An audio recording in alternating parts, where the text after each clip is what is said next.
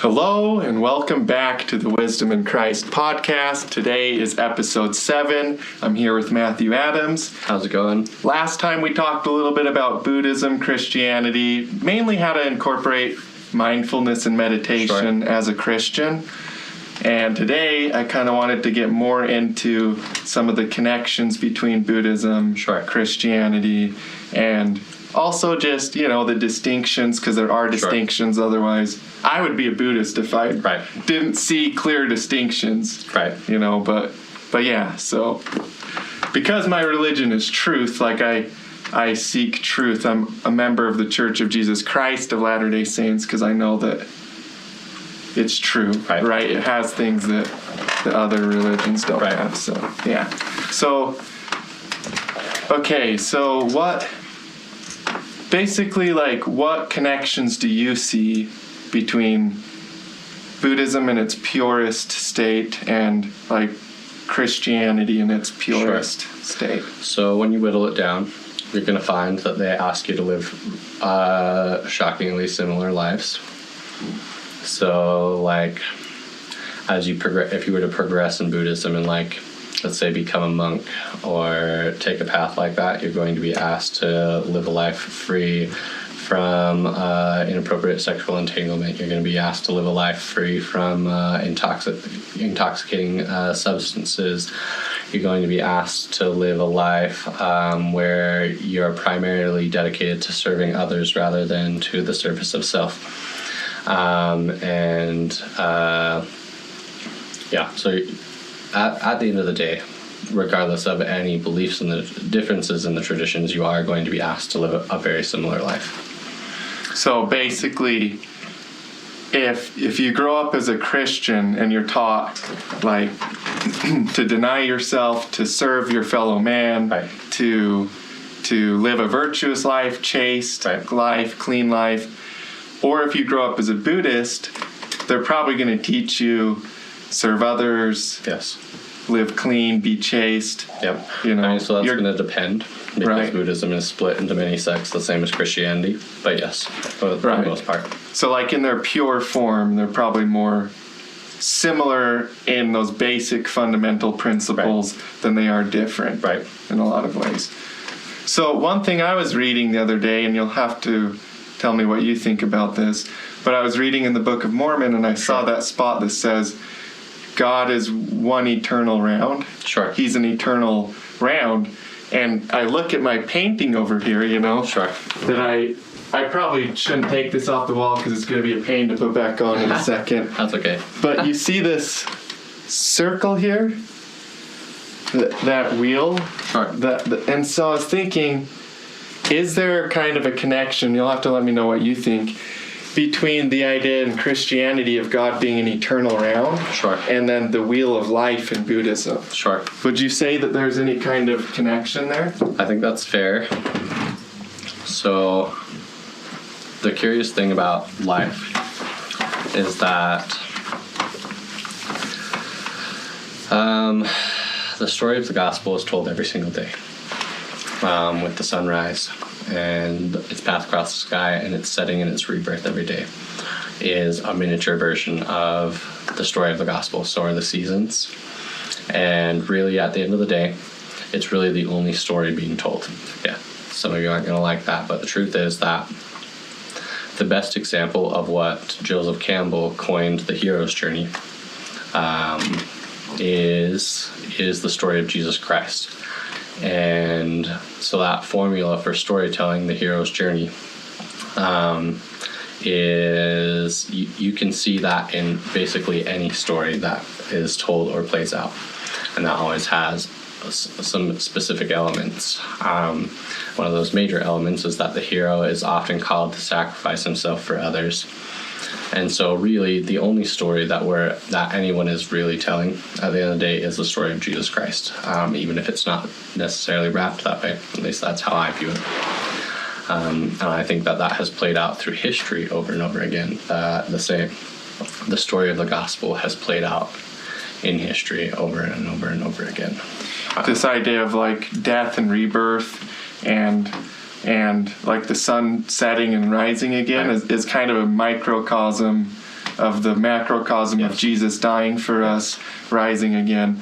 So there is that kind of consistency between all the different stories. I think so. So Joseph Campbell talks about this a little bit. I've been told by tons of people to read his books and stuff. I haven't read them. So I'm like hesitant to, just because I don't want to get like too universalism. Hero with 1,000 Faces and The Power of Myth, I think, are worthwhile. Okay. Worthwhile. Okay. I don't agree with everything that Joseph Campbell puts forward, but I think a lot of his research is good and valid. I came to different conclusions after viewing his work. I came to different conclusions than he did, based on the work that he did, and that's fine. That's okay. That's part of. I believe that is part of why scholarship is put forward. Not everyone is meant to come to the same conclusion. That is how he perceived it. But for me, so at the end of the day, Joseph Campbell whittles it down to the reason that the same myths are repeated over and over again throughout societies are because of like this innate human desire to tell certain stories. And I don't necessarily think that is the case. Personally, I think the case is that the reason all of the myths and stories, the reason we essentially tell the same myths in all societies across the board is because they had the same originating source. And so like to me, that is evidence of Adam, Eve, the Garden of Eden, that Genesis is a literal story rather than a metaphorical story. And that, I'm on this podcast. Clearly, I believe in the Bible. Yeah, right. Yeah, it's true. Like, But so it's going to shape like my worldview. But yeah, so I came to different conclusions, but I don't think this work is necessarily bad. yeah. So I think that it's easy in today's world to read Adam and Eve and just go, there's no way this happened. Right, people, we have the modern theory of evolution. We have all these scientific things that people say, okay, well, this goes against, right? This goes against what we see in the Bible. But then I think people are trying to they're trying to kind of do it backwards, because what Christianity asks us to do is to say, instead of looking at reality and saying, did reality come from this thing or that thing? Right. Christianity says, here's what happened, now see if it works. Sure. What I mean by that is, like, I didn't understand reality until I understood the fall. Sure. Because evil is a real thing. Yes. Like darkness. Yes. Like especially in the world that we presently live in. Yeah, it's real. And so by having the knowledge of the fall, I applied that to my world and started to see people really can make choices. They can choose good or bad because of the fall. We live in a fallen world. But I think people take it and they say, okay, well, I already have a worldview. Now I'm going to try to make sense of Adam and Eve and all this stuff. They need to take Adam and Eve and try to make sense of their worldview. Like, I think that's the way. So, it's not that I think that history or historians are unreliable. I think that most of history is fairly reliable. However, like when it comes down to, for me, is like, do I trust God? Do I trust an academic institution? So personally, I've chosen to place more trust in God than in academic institutions. And I think some may not love that, and that's okay. Unpopular statement in today's world. I think it's clear regardless of where you choose to place your trust, that there are huge holes in the story of history that we tell, that we clearly don't understand all the pieces.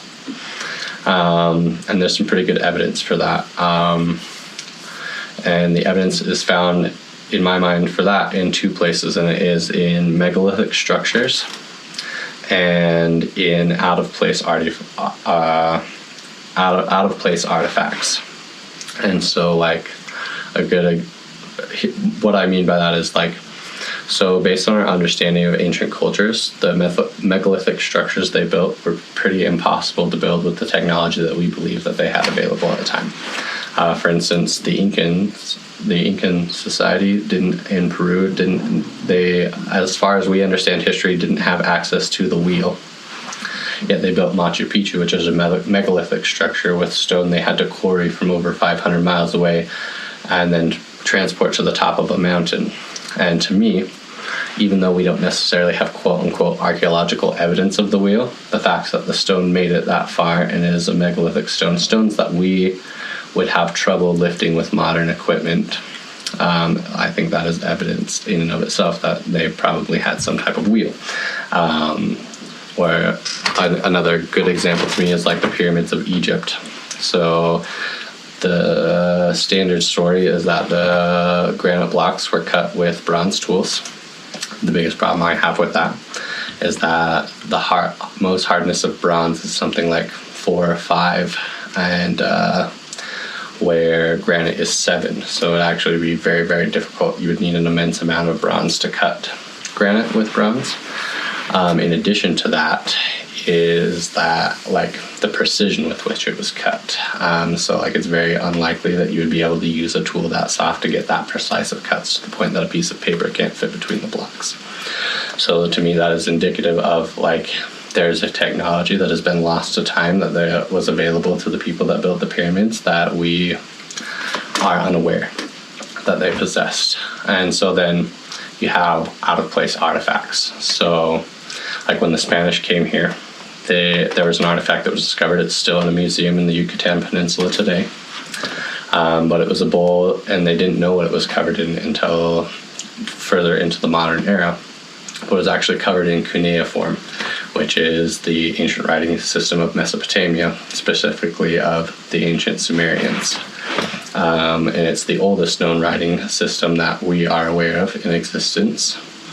And so the reason that's an out-of-place artifact is because the Spanish found it when they came, which means it didn't come west with the Europeans. It was already here when the Europeans arrived. However, we have no historical record of, aside from the Book of Mormon, of people from the Middle East coming to the New World.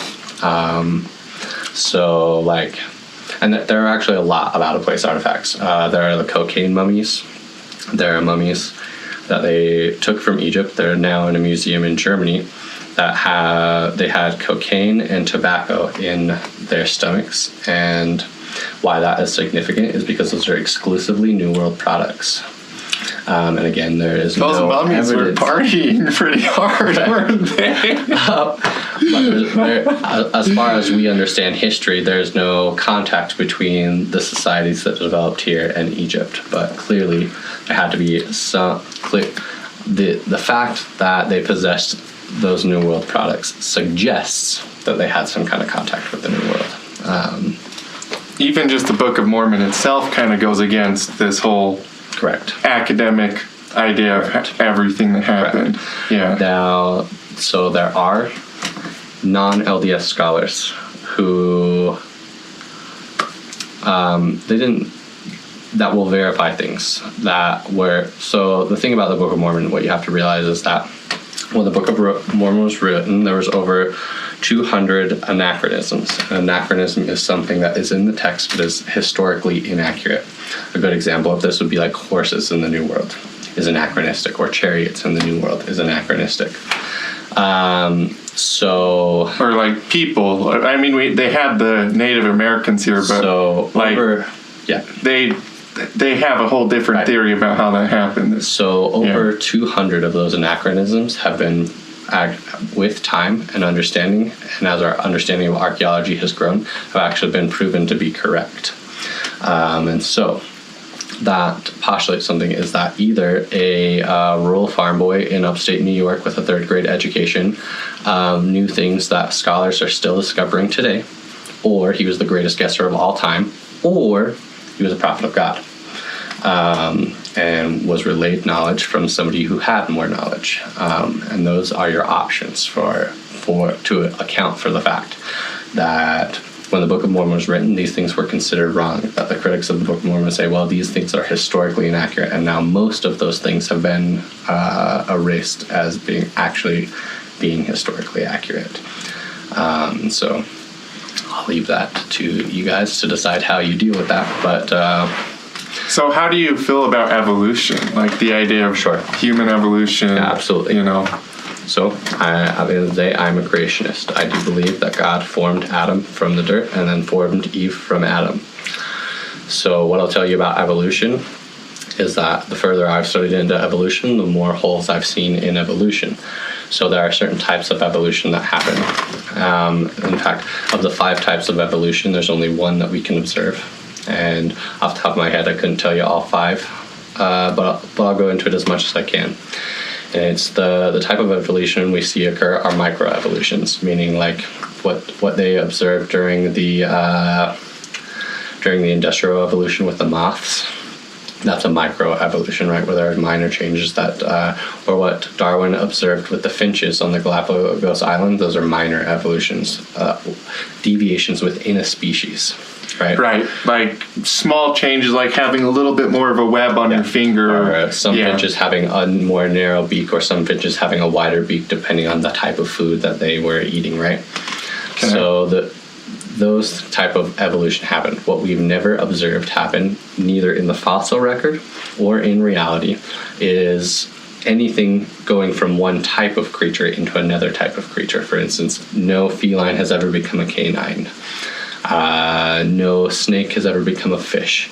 And there's zero evidence for that in the fossil record. There is zero evidence in that by observation. And I would point out that observation is the main tool of the scientific method. So if you can't observe it, you cannot in good faith say that that is good solid science. So then you look into, you say, well, we have these missing links. We've got Lucy, Australopithecus africanus, I think is what her technical term is. Well, when you discover that they have like less than 20% of a skeleton of any of these creatures, you realize that this is an artist rendering based on very, very little data. In fact, not enough data to conjure up the images that they have conjured up. For Denisovians, the evidence that we have for Denisovians is even less. Denisovians, we have like a few knuckle bones and some molars. So clearly not enough to be making the kind of conjecture that we're making about them. So long and the short is I do not think that we evolved from apes over a long process of time.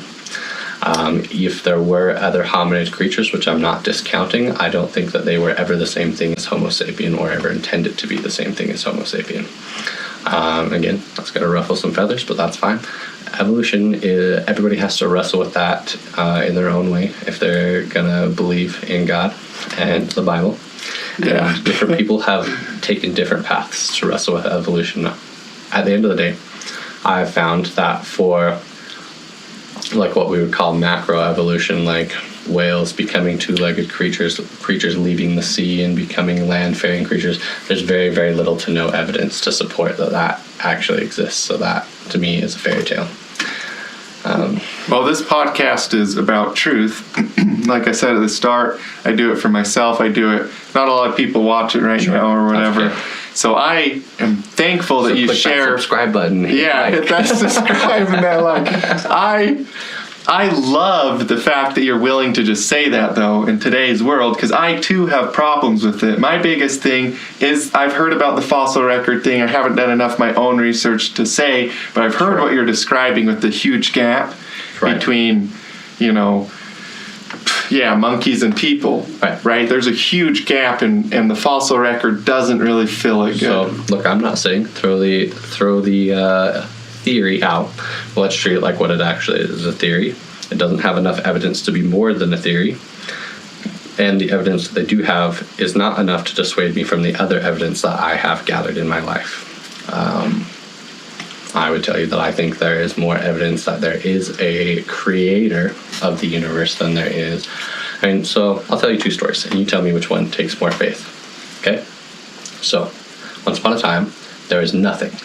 And all of nothing came down to a very heavy, dense spot of nothing. And then nothing caused nothing to explode, and then there was everything. Okay? Or there is a creator who is all-wise and all-knowing, who stands outside of time and space, who lovingly and intentionally created all that you see before you. So both stories require faith because both stories have nothing that I can see, taste, smell, or touch to verify that that is true. And so that's what's so funny to me is that especially the atheist crowd will be like, well, you guys are so dumb for believing in God. This whole faith thing is crazy. But okay, well, what is crazier to what sounds crazier to you, sir?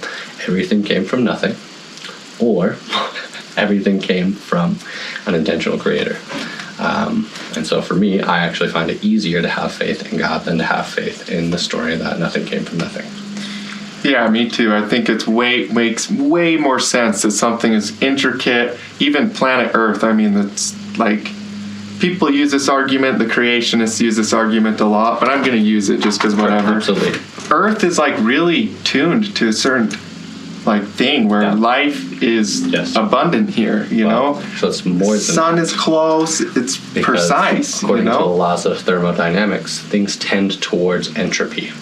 And what that really means is that nothing gets better over time by itself without outside intervention, that left alone, things will decay and degress rather than progress, right?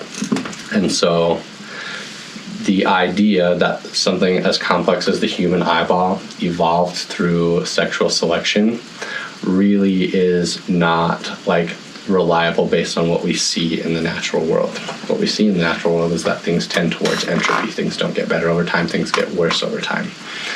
And yeah, so it doesn't make sense that we would evolve Correct. if entropy is also a law of the universe. Correct. Like they can't both be true. Correct. There has to be some other thing that if there is an people outside don't force helping you to improve and become better, that does in fact account for entropy.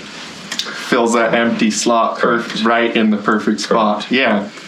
See, and that's how I feel about the fall, why I don't look at the Bible and say, okay, I'm going to try to take my scientific worldview and make sense of the Bible, but instead I take the Bible, the Book of Mormon, my belief in Jesus Christ, and try to make sense of my scientific worldview, because the fall is like that missing hole. Sure. Just like how you can explain entropy, evolution, whatever, or just like how you can explain some things that are hard to explain about reality without God, with God, right. It also makes sense that, okay, life itself is hard to explain without the knowledge we get from the Bible. Right.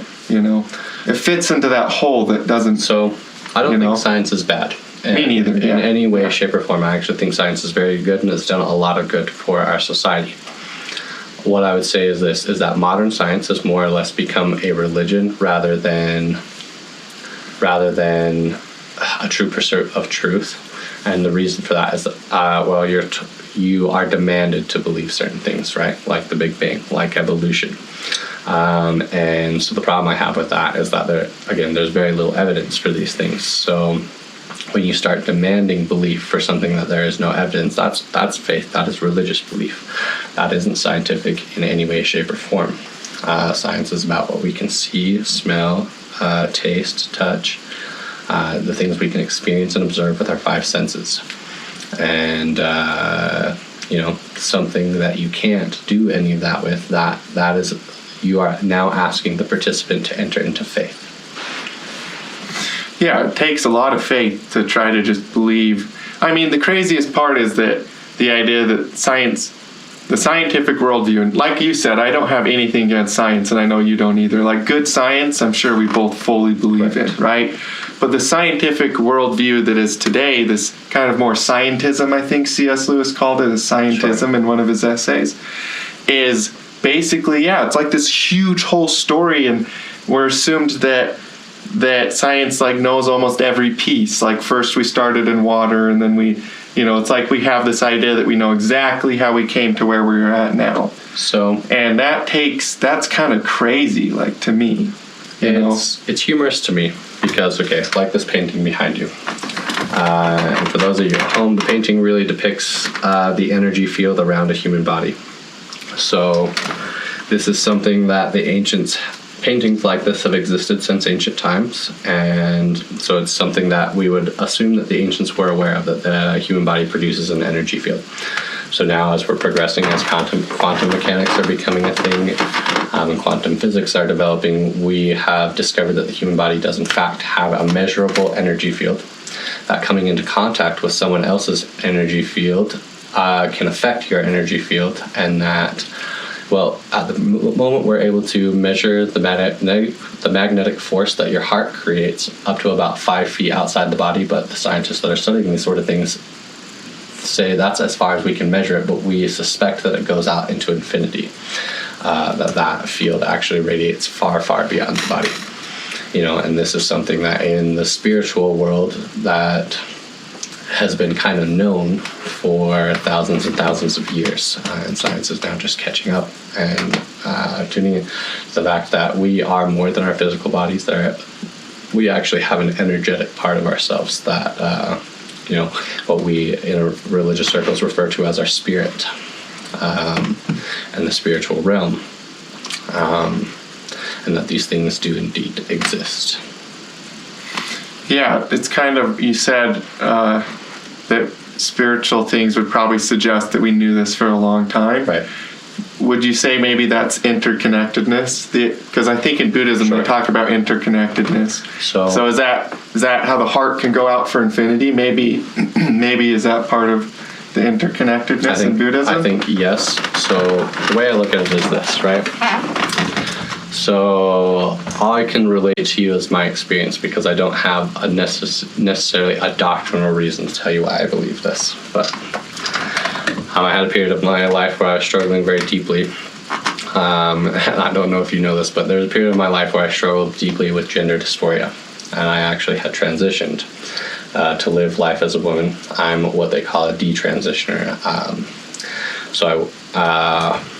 Anyways, while I was struggling with gender dysphoria during this time, there was a prayer that I had prayed to God, just because I really didn't know how to go forward. And what he had said to me is, he said that he knew this was going to be my struggle since before he formed my spirit. He showed me just a brief glimpse of what it was like to be an intelligence without even a spirit body, before he had formed my spirit. And what I realized is that I was the same core of who I am now, and my mother was my mother, and Jesus Christ was still Jesus Christ. And what I realized is that when the scriptures talk about God forming us from an intelligence into a spirit being, is that we really did exist. We have always existed. God didn't create that part of us. He took our existing intelligences and gave them a spirit body, and then gave us a physical body, and will someday give us a resurrected and perfect body. And so, we really were. Imagine not even having a spirit, but still knowing your mother and your siblings, and still existing with them. And so in a very real way, we really did come from a oneness with one another. There was nothing to separate us from one another as distinct beings. Not until God gave us something to be distinct and separate from one another. Yeah. So in a very real sense, we did come from oneness. And in a very real sense, God is trying to help us return to that oneness, not into a oneness where we'll be, where there won't be a distinction between individuals, but where there will be, the kingdom of heaven is a place where everyone will be one in heart with God, so that what ends up happening is God's will throughout his entire kingdom. And so, that's a difficult place for us to imagine, but so we came from a oneness, and we will someday return to a similar state of oneness. We'll still be separate and distinct individuals. Like, I will have an individual body, my wife will have an individual body, my parents will have an individual body, but we will be united in purpose and heart to God's will, and to doing God's will, and to fulfilling that. So there's this idea in today's world, which is unity is just being on the same team. Sure. Where okay, we all go to raves, we all like to wear, things around our wrists. Sure. So we're all part of this team. This is my vibe, my tribe. We're united, we believe in unity. But then something bad happens and they all stab each other in the back and Sure. it all falls apart. Sure. So you're talking about like true unity, not just unity for the sake of unity, No. but unity in Yep, Christ. I'm talking about being united with Jesus Christ the way that Jesus Christ is united with the Father. Is that they were so united in purpose that there is the distinction between them is difficult for us as mortals to understand or comprehend. We as Latter-day Saints know that Heavenly Father, Jesus Christ, and the Holy Ghost are three separate and individual beings. That they are not one being with three shapes. That they are actually three distinct beings that are united so fully in purpose that they can say we are one. So it's that same kind of unity that you're talking Yes. about. Because, yeah, so basically, back to the evolution thing real quick, Sure. just because I want to take back over to that. So there's a gap in the fossil record, but I also wanted to say that, like, what do you think about the gap between monkeys and people or any other animal and people? Because if there was like a true change from one species to another species, We should have seen somebody else achieve sentience by now. how come there's not a single other creature on Earth that has the kind of intelligence Right. that we have? Right. Right? What do you think? So, everything is spiritually created before it is physically created. So all things in this earth have a spirit, even trees and rocks. Now, some people may not, again, like to hear that, but we know that the world was spiritually created before it was physically created. Therefore, all things have a spirit. So the kind of spirit that is put into a tree or a rock is not the kind of spirit that was put into me. A tree or a rock is not fashioned in the image of God. Therefore, does not need the kind of reason that God has, or the ability to reason, because it is not the same kind of spirit. It's a different entity entirely. The spirit that goes into a monkey is not actually the same spirit that goes into a man. Those are different beings, different types of being. So, like, it's not just that we're different physically, we are different on a spiritual level from animals and from beasts. One of the distinct differences that human beings have been given to animals is the ability to reason and make choices for good or for bad. Animals really cannot do this. Even the most evolved primates don't have true human reasoning of right and wrong, right? Chimpanzee, they are hyper intelligent. They are able to use tools. They have complex social structures. They have complex family structures. Will still, resort to beating a member of their society they don't care for very much and eating their face off. It is, and the chimpanzees they're not going to walk away from that being like, oh man, we really did Gary wrong. They're going to be like, oh, well, that was right because Gary was weaker and less dominant for reasons X, Y, Z, right? So, like, it takes a human mind to be like, well, maybe we shouldn't beat Gary up and chew his face off just because we don't like him, right? That's a very human kind of understanding of that interaction. So there's a big gap between just pure animalistic behavior and behavior that includes morals, includes thinking about the future, includes all of this stuff. And the gap is big enough that it's kind of like, okay, we need a more real, a better explanation than we just accidentally became smarter because of just accidental byproducts of chance to create humans that we're at today. Okay, so all right, so I want to talk a little bit more. So we talked at the start about connections between Buddhism and Christianity. So as for me, like when I came back to Christianity, became a Christian again, I didn't really want to completely disregard everything that I had learned previously. You learned valuable skills and tools. Yeah, I learned valuable skills and tools, but I also knew that it wasn't working for me. Like there was still this missing piece. But once I had that missing piece filled, once I have Jesus Christ, now that I have Jesus Christ, it was like these other things that I had learned are actually I can actually use them now in a more helpful way. Sure. One of the things you said is that everything has a spirit. Right. You're right. That's kind of a Native American, kind of belief, but also as Christians, however, codified in the Pearl of Great Price. Yeah, that's canon, bro. Yeah. So I was gonna say, like, as a Christian, do you get excited? Because I do when you find something from another religion or belief that we can accept as true, even if we don't accept everything that they believe, and we do have distinctions. So the first thing in Buddhism that I discovered to be parallel to Christianity is that we teach, specifically in the Latter-day Saint tradition, but in Christianity as a whole, that all men are born with the light of Christ, right? And that there is an inherent goodness that everyone is born with, even the most evil and depraved people were born with that light of Christ within them. And now whatever may happen to dim or diminish or destroy that light within themselves, but they have it at birth. And so it's actually more than that. So I'll tell you the parable that taught me this. And it was a story of, there was this monastery in Thailand, and they had the statue of the Buddha. It was one of the best preserved statues of the Buddha. Okay, so Buddhism will teach you that all people have an inner Buddha nature. They have an ability. The Buddha is not a single being.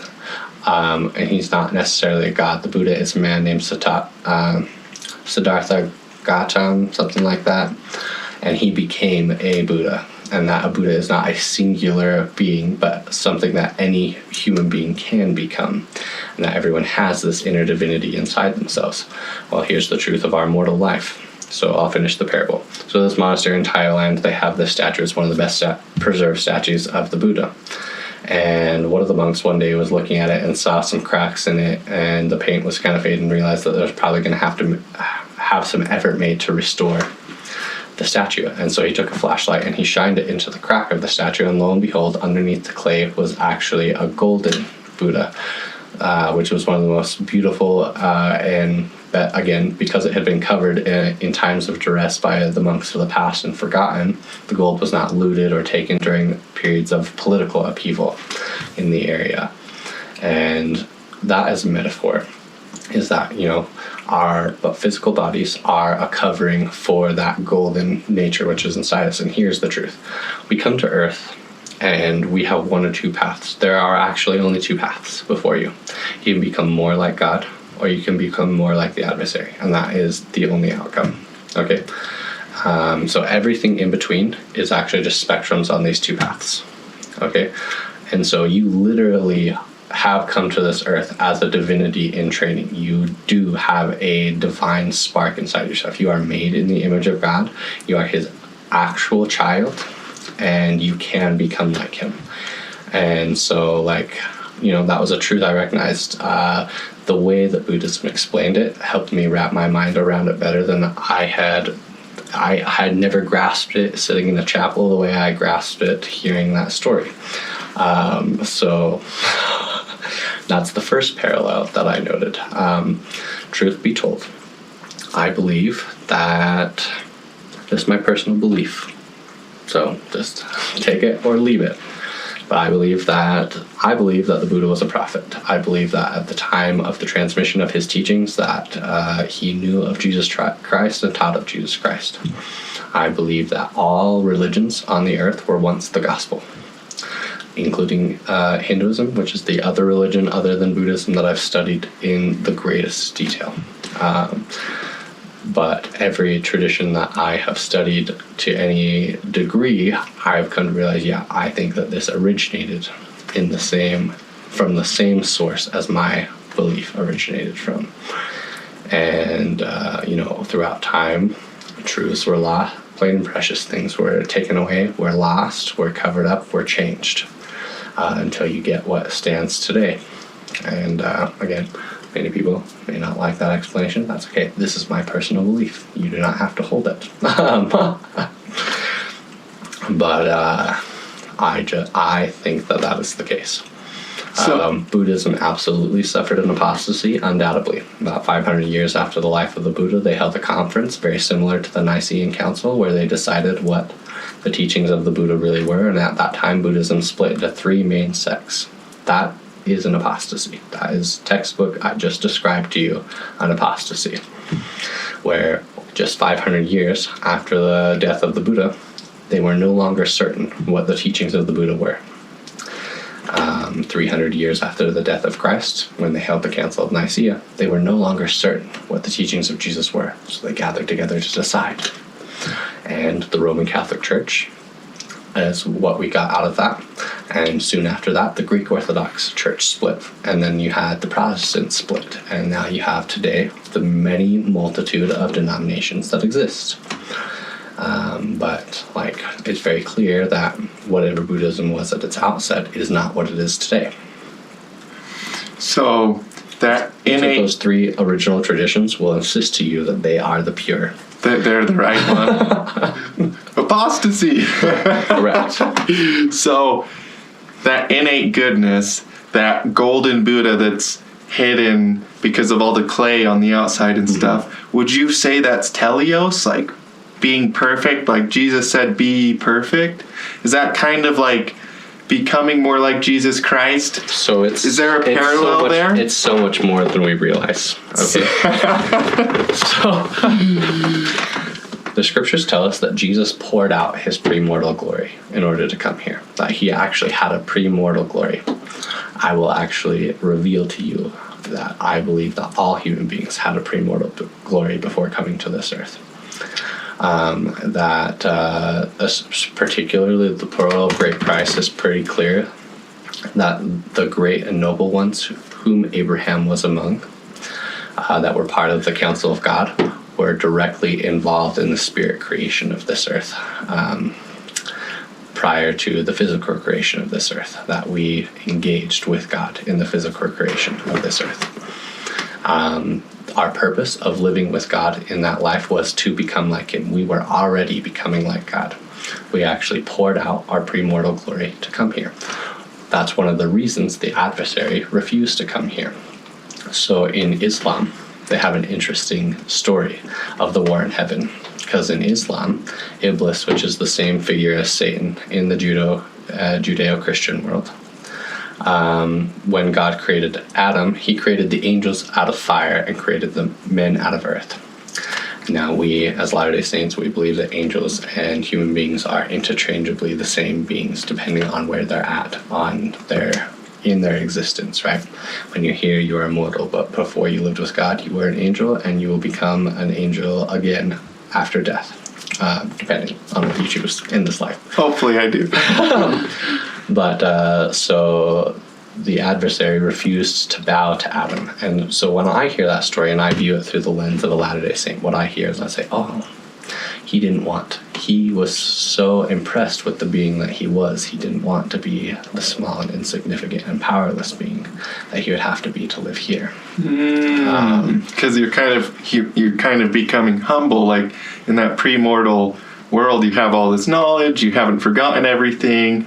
You're a supernatural being. Yeah, and to come down to earth, you're humbling yourself and trusting God and submitting to His will. God that's interesting. He says, you are a supernatural being that has a glory that has already become somewhat like me. I will send you here to a place that is devoid of glory, and in doing so, will enable you to receive more glory. You have to trust that is a trait that will happen. That takes a lot of humility, a lot of trust, a lot of faith to do that, which is all characteristics we know that the enemy does not possess. Yeah, he doesn't possess those. Wow, that's really cool. So, again, yeah,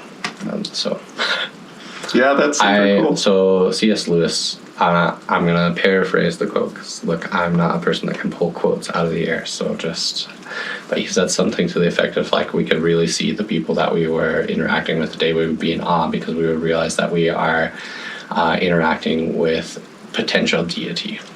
And, there's some, real truth to that, is that because we are sons and daughters of God, we do have an innate divine nature. And we will someday, regardless of what kingdom of glory you find yourself resting in, you will actually be a God compared to how you are now. That is, you're going to live in a kingdom of glory. You will have a glorified body, regardless of where you go after judgment. That will make the body you have now the contrast will be significant. Way significant. Way significant. So, okay.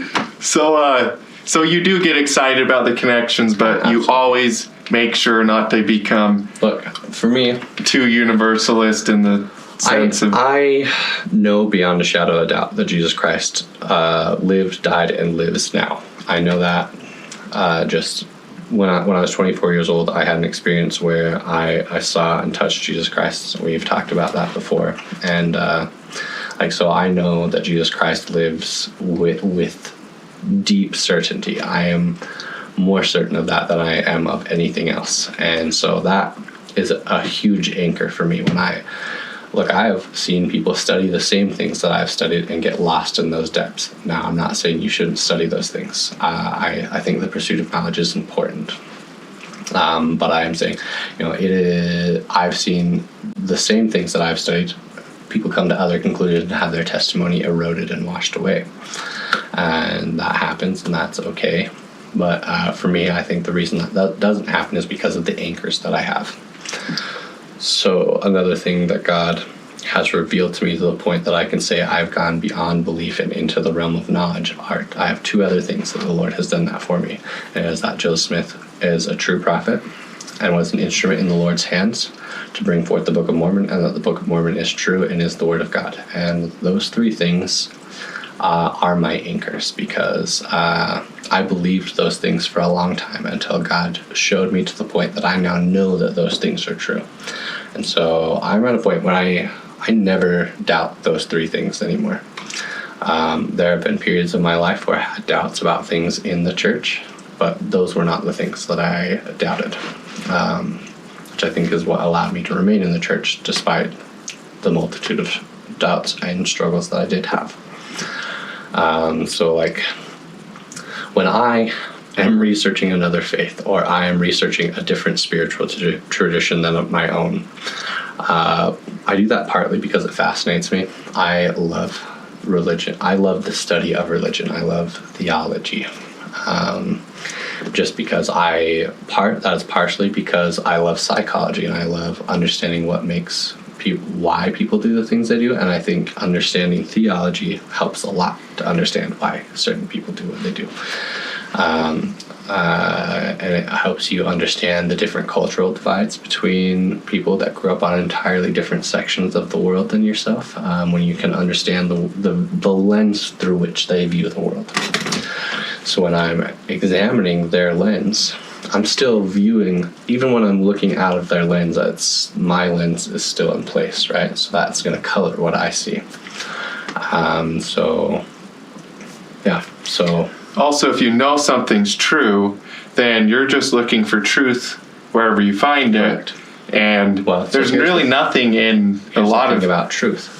The Holy Spirit will always confirm truth to your soul, even regardless of where you find it. The Holy Spirit will say, yes, this is true. Yes, this is something that is eternal. This is something that there is evidence for. So the Holy Spirit will manifest truth to you, regardless of where you find it. And so with your anchors, then you're able to take what's good from a multitude of different sources. And because you have those anchors, you're not trying to find yourself. You don't have some gap you're trying to fill by looking into those. Correct. Because you have Jesus Christ. Correct.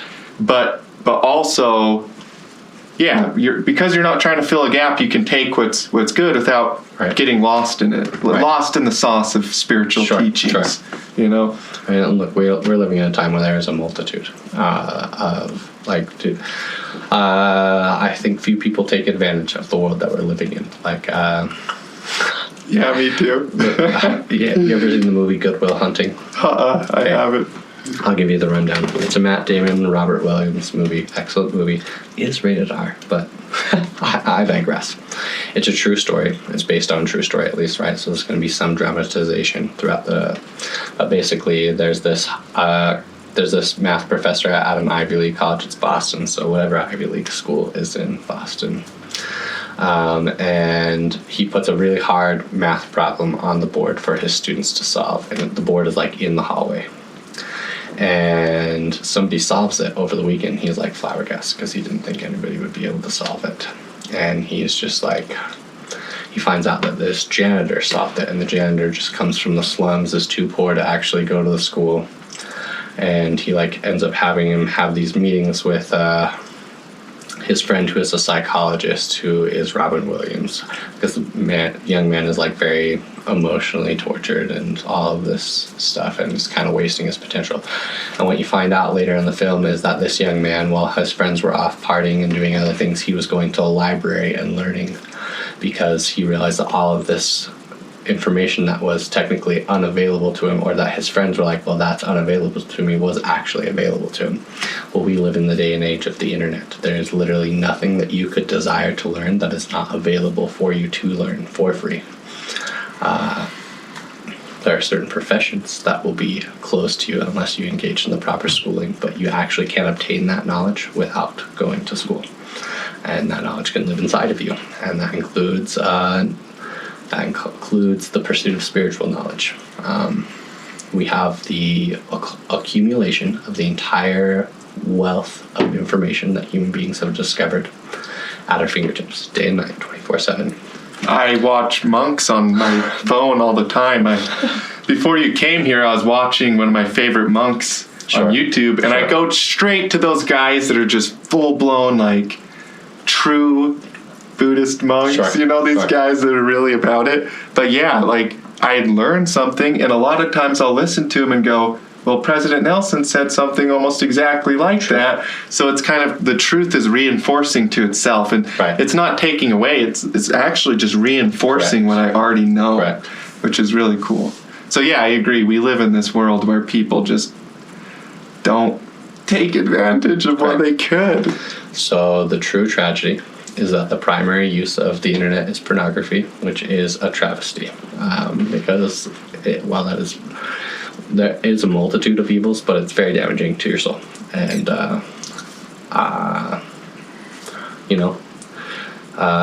it is a tool. The internet is a tool in general that it can either be good or bad, and you get to choose how that plays out in your life. And it's something everybody kind of has to learn how to use.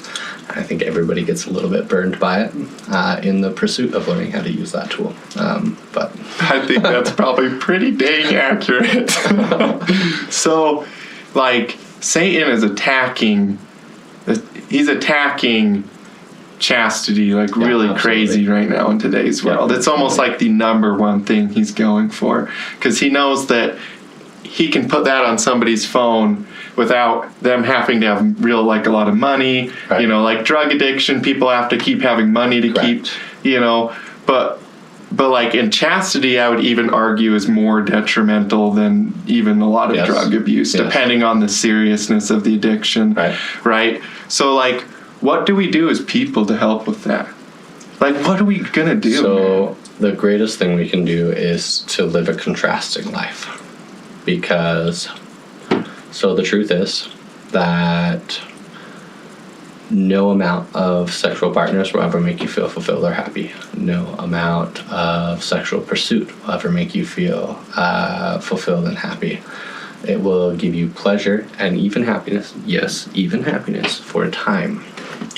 But that happiness and that pleasure will always fade, and you will always return to your state of seeking because you sought after things that cannot fill you.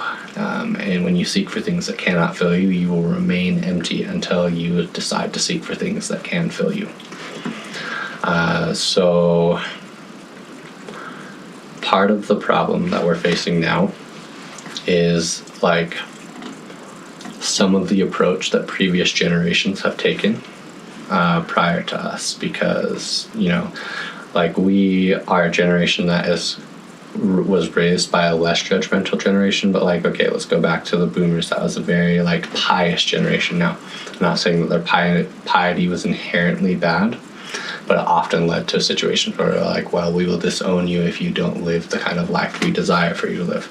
I don't think that that is Christ-like necessarily. In my opinion, if you sever the relationship with somebody, you sever your ability to influence that person. So what I like to do is try to juxtapose my life next to your life. Is I am going to allow you to live the life you desire to live because you actually have free agency, and it is not my job to restrain you from living that life. What my job is to do is to be here and steady, and when you struggle in your life, I'm going to reach out my hand and I'm going to offer you what I have, and what I have is a life that I am choosing to live in opposition to your life. And I can say, look, well, these things are not working for you. You could try these things. And one of the most frustrating things as a Christian, as a believer, is waiting for those windows to open where you can have the opportunities to say, hey, you know, this isn't really working for you. Would you like to try something else? And the most you can do really is invite. And so I think we need to invite more fearlessly. I think we need to pray for opportunities to invite other people into the path that we're walking. And we need to just allow them to I'm not saying to accept their sin, but you can love someone without accepting their sin. You can say, look, I love you. I don't love your behaviors or what you're doing, and I think that you're making choices that will ultimately harm you, but I do love you, and I'm always going to be here for you, and I'm always going to have your back, and I'm always going to be here to be a friend and to lift you up and to love you. And, you know, when those windows open, when you have those opportunities, then you can invite. And, you know, I've had some people take those invitations, and I've had more people reject those invitations than I've had accept those invitations, and that's the reality of it, and that's okay. So is that part of fearlessly inviting? Because you have to get kind of used to rejection Correct. Because you're talking about things that aren't popular. Okay, I mean, so you've already stepped into the space of trying to preach the gospel on TikTok. That's a great battleground to learn the art of being rejected. Yeah, that's true. Yeah, I mean, I did get a pretty hateful comment even today. Yeah, so correct. Well, look, when you preach a message that is contrary to what is the prevailing message of the world, you're going to get some pushback, and that's okay. Probably a good sign. The truth is that, you know, there's just so many stories of somebody having the courage to talk to somebody or to try to open that door, that if they had never taken that opportunity, there's an entire soul that would never have been gathered. And so, you know, I think the tendency inside ourselves to be like, oh, well, like that person doesn't want, like that person doesn't want to hear about Jesus. That person probably doesn't like. But you never know. You never know until you extend the invitation. So we can live more virtuous lives as people, and then we can not judge, even though we can be aware that it's a sin. We don't want to be condemning or judgmental towards people. Sure. in a sort of condemning sense. But if we live virtuous lives and we give people space to make their own choices, then we might be provided with opportunities, right, to say, hey, come over here. And you're not trying to live your virtuous life in opposition to them in sense of thinking that you're better than them. And I know that's not what you mean, but you're living a life that you recognize is different than theirs, even though you're not doing it. You're doing it for God, but ultimately say that you should. I mean, so Thomas S. Monson and President Nelson have both said the same things, that we should stand out, be different. That if your life more or less looks like a secular life, then you're probably not walking with Christ the way you think you are. Because your life should not look like a secular life. Your life should look different than the lives of those who are in the world. You are in the world but are not of the world. So those who are of the world, their lives should look different than yours. And so part of that is being okay with being different than the status quo. And saying, okay, I recognize that the life I've chosen to live is not the norm, and I'm okay with that. So a lot of people today say, I want to be different, but they just want to be different to be different. Like, I'm going to have pink hair or whatever. But you're talking about being different, not because you want to be different, but being different because God wants you to be different. Correct. Which is kind of a pretty big difference between those two things. So how do you cultivate that real connection to God where you're doing it sincerely? So it's mostly the primary answers that are going to get you there. So, like, if you think about developing a relationship here on earth, what are you going to do? Well, like, first you have to spend time with the person and get to know them, right?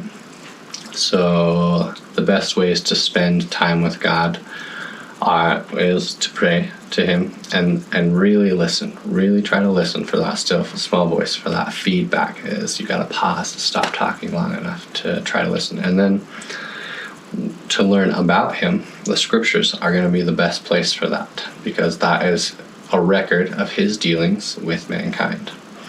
And so the more you study and understand the scriptures, the better understanding you're going to have of who he is, what his character is, what he is like. And then you have to invite him into your life and really believe that he is going to come into your life. Even if you can just manage a shred of belief, that's going to be sufficient to you. Alma said that if you simply desired to believe, that was enough to begin with. And that is enough to begin with. So you invite God into your life, you begin to spend time with him, you begin to learn about him. And then the third step is the action step, and that is to then begin to do the things he asks you to do. They will likely be fairly small to start with. And they'll seem like insignificant things to you. You're like, oh, text this person today. Or small things. You will be prompted in ways in which you can serve those around you on behalf of God. And as you begin to engage in these behaviors, you will begin to develop a relationship rather than a religion with Jesus Christ, which I actually think is... I'm not saying religion is unimportant. I subscribe to a particular religion, and that's the Church of Jesus Christ of Latter-day Saints. But I'm saying no matter what your religion is, even if it is the Church of Jesus Christ of Latter-day Saints, if you perfectly execute all the ordinance and performances of that religion, but fail to cultivate a relationship with your God, you have missed the mark. Which does happen you all the time, yeah. Even in our church. Yeah. It happens in all Christian churches across the board, is that there are going to be members who are excellent members at living the faith, but who they know a lot about God, but they don't know him at all. This was the problem among the Jews when Jesus came to visit them. There was a lot, particularly among the Pharisees, who knew a lot about God and his law, but knew very little, but didn't know God.